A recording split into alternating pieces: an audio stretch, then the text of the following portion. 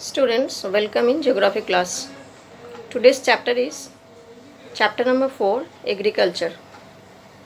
The main criteria of the chapter is first, introduction, second, types of agriculture or farming, third, cropping pattern, fourth, major crops, fifth, institutional and technological reforms, and the last one, impact of globalization on agriculture. So, let's start.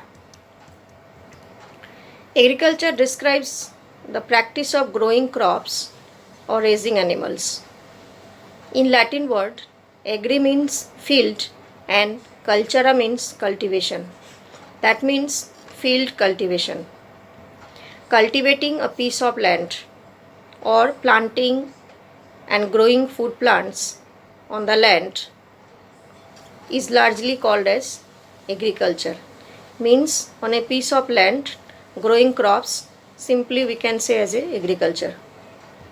It plays an important role in the entire life of a given country. It is a primary activity which produces most of the food that we consume in our everyday life, such as paddy, wheat, jowar, bajra, etc. Agriculture is an oldest economic activity in our country. That's why it is considered as a backbone of our country. Because from the last few decades, India has been very successful in the economy of agriculture. We can say just after independence.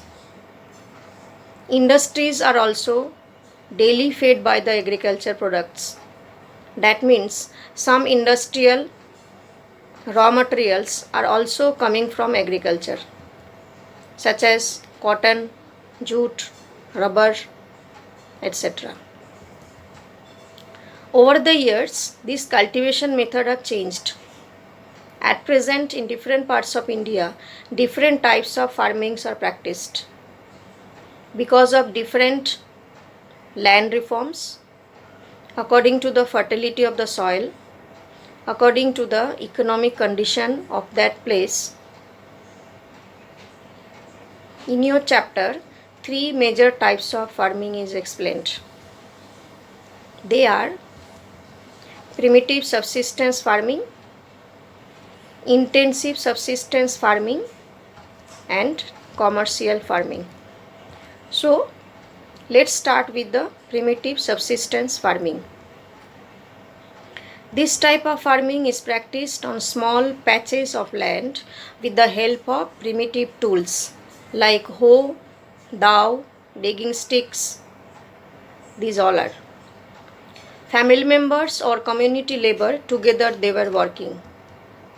They were not hiring any agricultural labor from outside. This type of farming depends upon monsoon, natural fertility of the soil, and natural environment condition. Means they are waiting for monsoon for agriculture. Soil gets its fertility without using any chemical fertilizers. This type of farming is also known as slash and burn agriculture.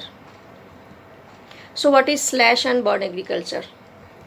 In this, farmers clear a patch of land or forest, burn it, and produce cereals and other food crops to sustain their family. Here you can see in the picture, they cut the trees and burn and growing agriculture. When the soil loses its fertility, the farmers shift to another place and clear a fresh patch of land for cultivation. As they are shifting from this land to another land, that's why it is also known as shifting cultivation. This type of shifting allows nature to replenish the fertility of the soil through natural process. Means when they are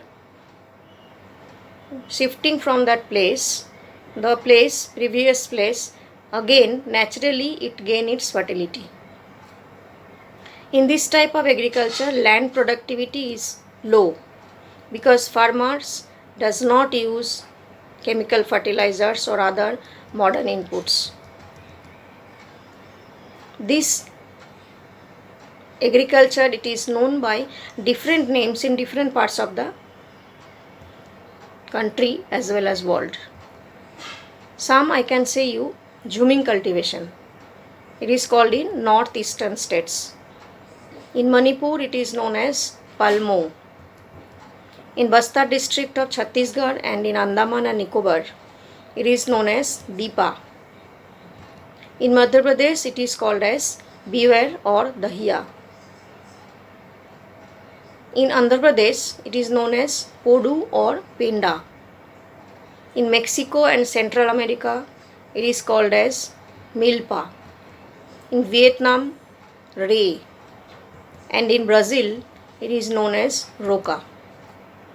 So these all about the primitive subsistence farming. Next we will go to the intensive subsistence farming. This type of farming is practiced in India in the areas of high population pressure on land.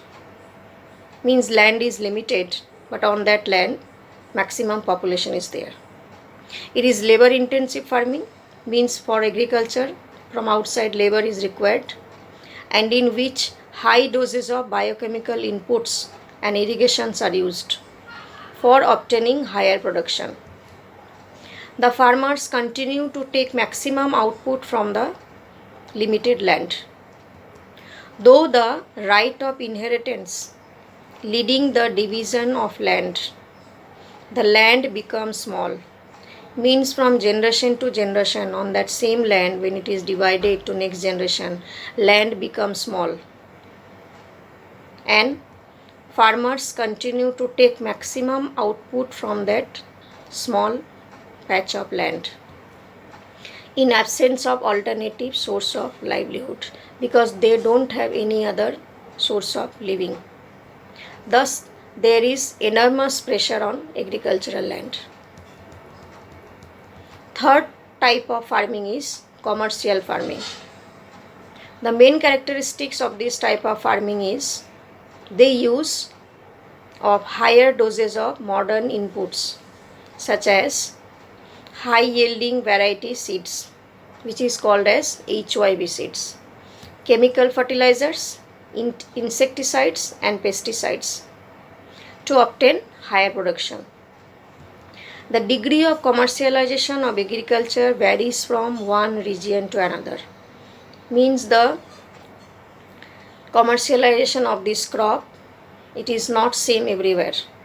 As example, rice is a commercial crop in Haryana and Punjab as it is growing more. But in Orissa, it is a subsistence crop. Means it is for just for living. It is also called as plantation. In this type of farming, a single crop is grown row-wise on a large area, such as tea, coffee, rubber, sugarcane, banana, etc. These are some important plantation crops. Tea in Assam and North Bengal and coffee in Karnataka, these are some important plantation crops grown in these states. Since the production is mainly for market, a well-developed network of transport and communication also developed. Processing industries also nearness area it is developed, and nearness area market also developed, which plays an important role in the development of plantations. So these all about the three types of farming. First one, it is primitive subsistence farming, in which only family members they are growing the crops for their subsistence or for their living. There is no profit. Second, it is intensive subsistence farming. Means in that land is small, limited land is there. On that land pressure is more, population pressure is more, demand is more. They are using some labors from outside. It is for living as well as for surplus. And third type of farming, it is commercial farming, which is only for marketing purpose, to sell in the market or to gain the profit. This commercial farming, it is also known as plantation farming, in which the single type of trees are grown for the marketing purpose. Next, we will read about the cropping pattern in our country, which will be followed in the next video. Till then, thank you.